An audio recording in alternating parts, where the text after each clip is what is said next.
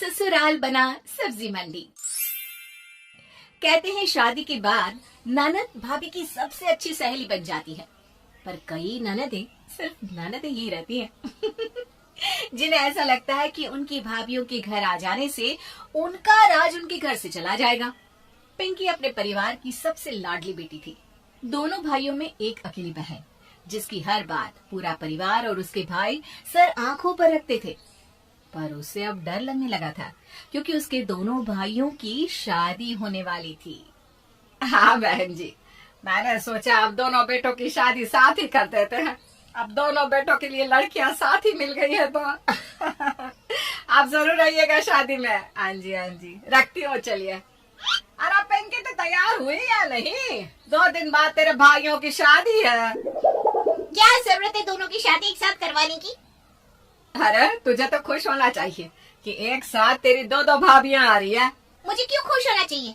अब दोनों भाई मुझ पर ध्यान ही नहीं देंगे, अपनी बेबियों पर ध्यान देंगे। अरे ऐसा नहीं है पिंकी, बहन बहन की जगह होती है और बीवी बीवी की जगह, समझी? तू इस घर में सबसे लाडली है और हमेशा रहेगी। पर अब तेरे भाइयों की जिंदगी में उनकी जीवन संगिनी आ जाएगी तो तुझे भी तो समझना होगा कि उनकी अपनी जिंदगी भी तो है। मैं कुछ नहीं जानती, मेरे भाई सिर्फ मेरे हैं। किसी के भी आने से मेरी वैल्यू कम नहीं होनी चाहिए। तू नहीं समझेगी।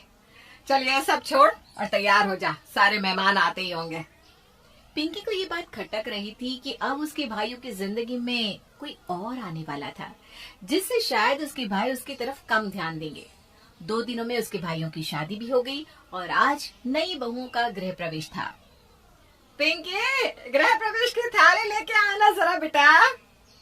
हाँ अभी लाई। ये लो माँ।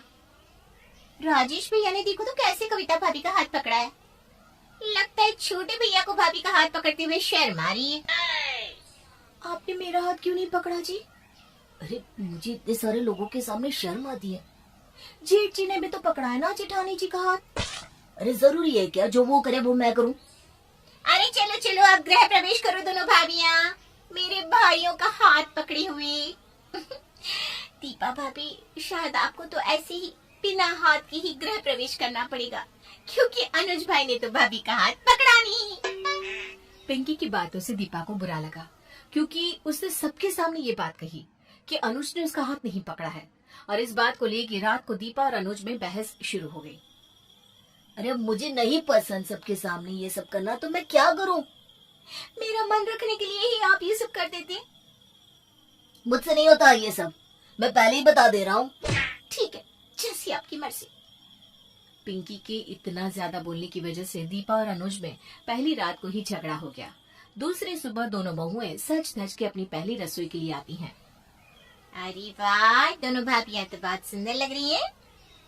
पर ना दीपा भाभी ज्यादा सुंदर लग रही है। आपने तो बहुत खूबसूरत साड़ी पहनी है भाभी। Thank you Pinky.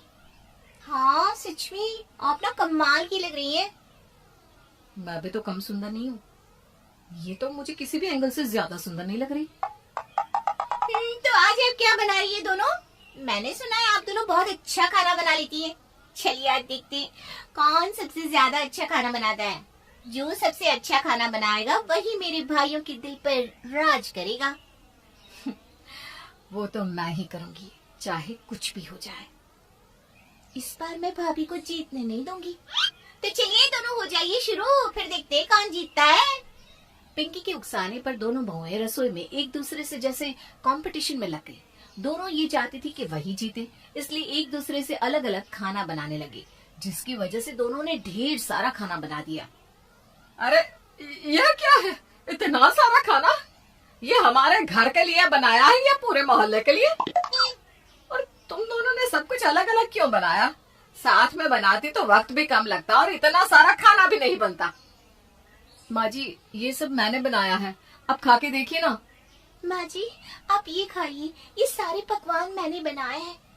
हाँ ठीक है, यहाँ कोई कंपटीशन थोड़ी ना है जो तुम दोनों इतना सब कर रही हो।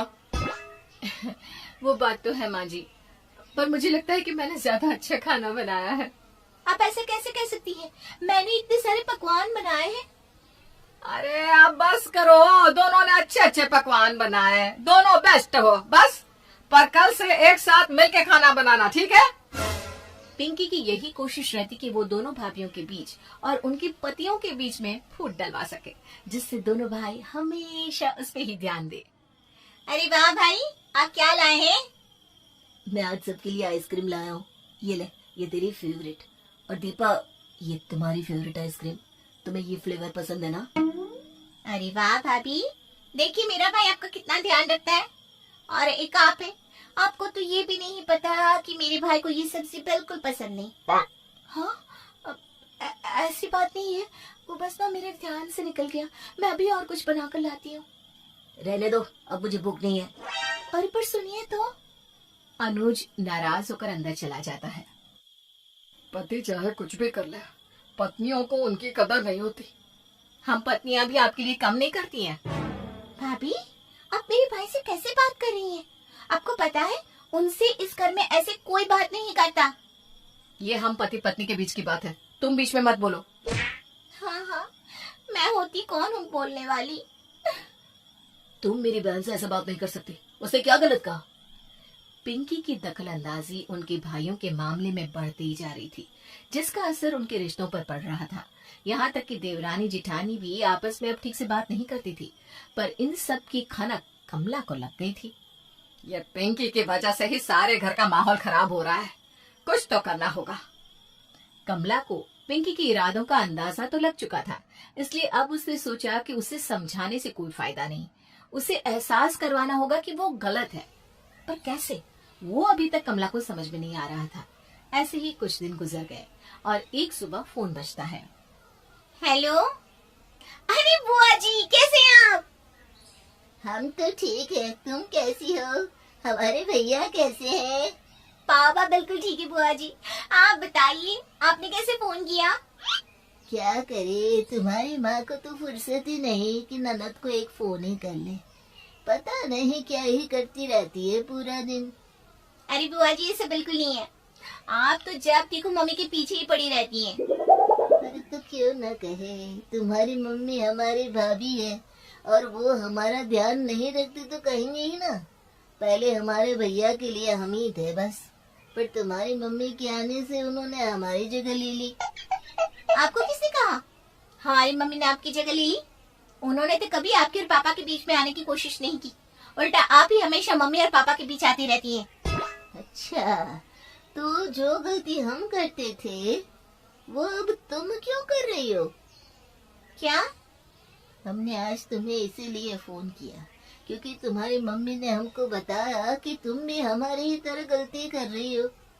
हम भी अपनी नादानी में ऐसे ही तुम्हारे मम्मी पापा के बीच में आया करते थे, पर जब हमें एहसास हुआ ना कि हम गलत हैं, तो तुम्हारी मम्मी और मैं पक्की सहेलियां बन गई। देखो पिंकी, बहन और बेटी तो हमेशा ही घर की लाडली रहती हैं, पर इसका मतलब ये नहीं कि जो अपना सब कुछ छोड़कर तुम्हारे घर आई है, हम उनसे ही ठीक से बर्ताव ना करें, हैं? इससे तुम्हारे भाई और घर का ही नुकसान होता रहेगा। अब मुझे आशा है कि तुम्हें बात समझ में आ गई होगी, आई ना? जी बुआ जी, हम समझ गए। आज के बाद हम ऐसा कुछ नहीं करेंगे जिससे भाभीयों को तकलीफ हो या उनके बीच झगड़े हो। ये हुई ना बात। कमला ने अपनी ननद के द्वारा पिंकी को उसकी गलती का एहसास करवाया और पिंकी समझ भी गई। उसके बाद उसने ऐसा कुछ नहीं किया जिससे घर घर नहीं बल्कि सब्जी मंडी लगने लगे, जहाँ हर कोई बस एक दूसरे से लड़ता झगड़ता रहता है।